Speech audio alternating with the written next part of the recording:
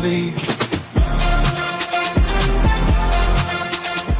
So I'm gonna be changing the engine air filter for my car, and I'm gonna be using this from Extra Guard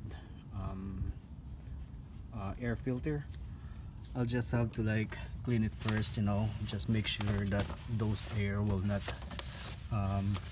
go to the air filter, and clean the engine or other parts of it, and so that some debris or dust will not go inside. I think that's pretty much good enough. All you have to do is take off this one, click it, and there's another one at the back part, and you can remove your air filter now.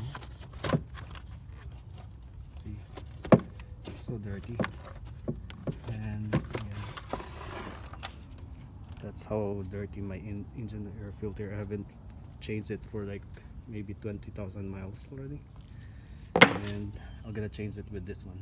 All you have to do is slide it under there,